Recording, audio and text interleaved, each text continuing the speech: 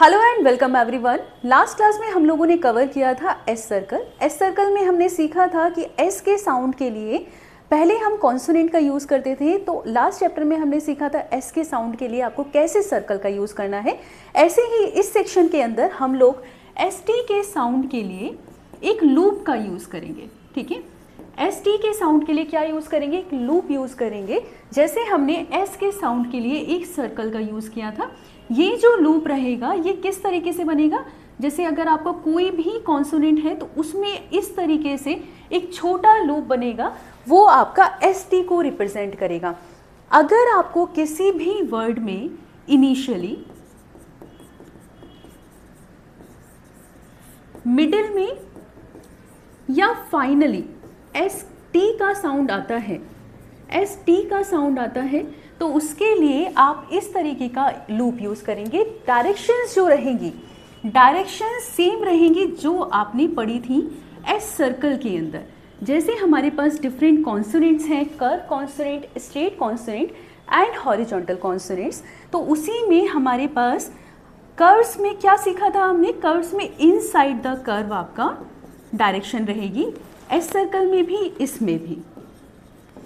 Straight में anti clockwise, straight और स्लैंटन दोनों में ही एंटी क्लॉकवाइज। ठीक है, और आपका हॉरिजॉन्टल में हमेशा आप कहाँ डायरेक्शन देंगे? अपवर्ड। तो ये आपको ध्यान रखना है किसी भी वर्ड में इनिशियली, मिडिल और फाइनली। अगर आपको फाइनल में एस डी का साउंड आता है, एस डी का साउंड आता है, तो ये फाइनल में एस टी और एस डी दोनों को रिप्रेजेंट कर सकता है। जैसे फास्ट या मिस्ड, तो एस टी और एस डी दोनों को यही सेम लूप रिप्रेजेंट करेगा। इनिशियली और मिडिल में क्या रिप्रेजेंट करेगा? S T. फाइनल में एस डी और एस टी दोनों को रिप्रेजेंट कर सकता है। एग्जाम्पल के साथ समझते हैं। जैसे एक वर्ड है फास्ट, तो फास्ट में फाइनल में हमें एस टी का साउंड आ रहा है, तो आपने एफ बनाया, एफ के बाद आपने एस टी ऐसे बना दिया, एफ बनाया आपने और एफ के बाद एस टी आपने ऐसे बना दिया। आ का साउंड आ रहा है, तो आ के लिए आपने क्या लगा दिया है यहाँ पर? वॉवल। ठीक है, डार्क डॉट। ऐसे ही एक और वर्ड देखते हैं। जैसे अगर आपको लिखना है मिस्ड, तो आप मिस्ड कैसे लिखेंगे? शॉर्ट हैंड में एम बनाया और एम के बाद आपने इस तरीके से एस टी बना दिया, तो ये बन गया है हमारा मिस्ड। तो ये दोनों ही वर्ड्स हैं जहाँ पर आपको फाइनल में साउंड आ रही है, उसके लिए आपने इस लूप का यूज़ किया है। आगे देखते हैं कुछ ऐसे वर्ड्स जहाँ पर हमें इनिशियली साउंड आ रही है। जैसे कि ये सारे जितने भी वर्ड्स आपको दिए हुए हैं, जैसे फिक्स्ड हो गया, असिस्ट हो गया, यहाँ पर आप देखेंगे कि आपको फाइनल में एस टी का साउंड आ रहा है। हम कुछ वर्ड्स देखते हैं, जैसे अगर आपको स्टेप लिखना है, तो स्टेप में आप देखिए आपको जो साउंड आ रहा है वो इनिशियल में आ रहा है। तो इनिशियल में अगर आपको स्टेप लिखना है तो आप कैसे लिखेंगे? आपने एस टी बनाया और उसके बाद आपने पी बना दिया, ये बन गया हमारा स्टेप।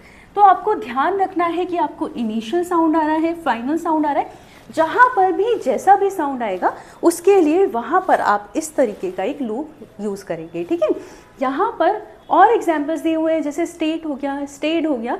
यहाँ पर देखिए आपको ई डी का साउंड आ रहा है, तो इसी तरीके से एस डी का साउंड आ रहा है, तो इसी तरीके से आप क्या यूज़ करेंगे?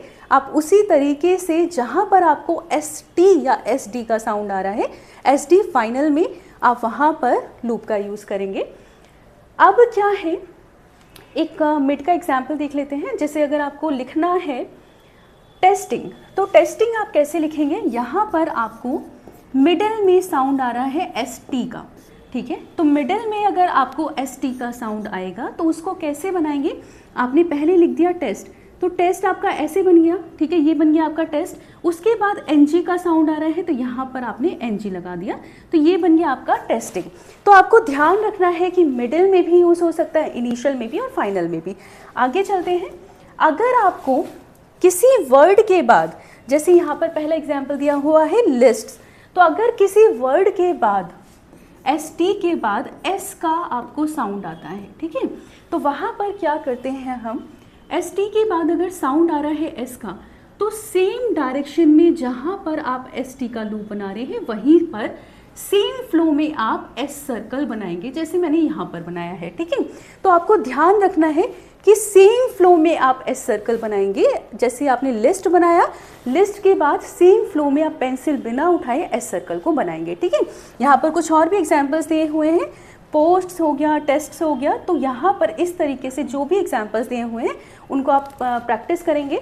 इसके बाद है इस चैप्टर की शॉर्ट फॉर्म्स। शॉर्ट फॉर्म्स आप पूरा प्रैक्टिस करेंगे। फिर आता है आपका STR लूप, ठीक है। देखिए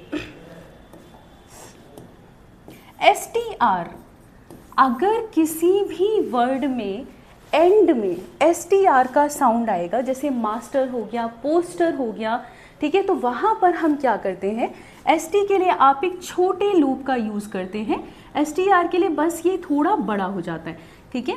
आप इसको कॉन्सोनेंट के साथ प्रॉपर समझ सकते हैं। जैसे अगर आपको लिखना है मास्टर, तो आप मास्टर कैसे लिखेंगे, अगर आपको एक वर्ड लिखना है मास्टर, तो यहाँ पर देखिए आपको STR का साउंड आ रहा है, ये एक फाइनल साउंड होता है, ठीक है।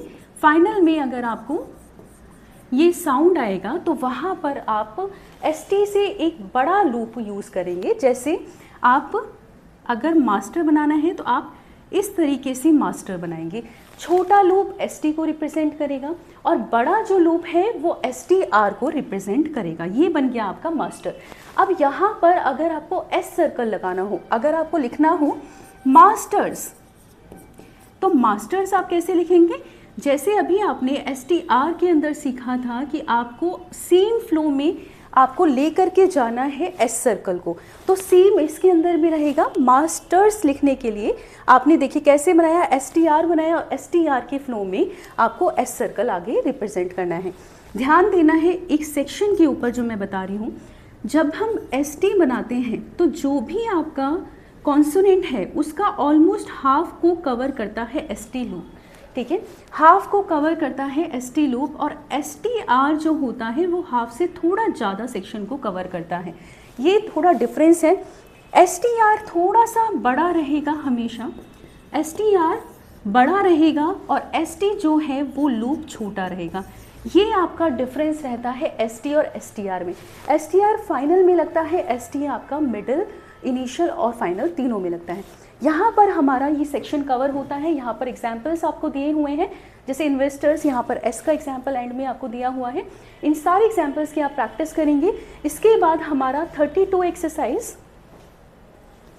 और इसके बाद हमारा नेक्स्ट सेक्शन आता है SES सर्कल। ये हम अपनी नेक्स्ट क्लास में करेंगे। आज के लिए सिर्फ इतना ही। Thank you so much.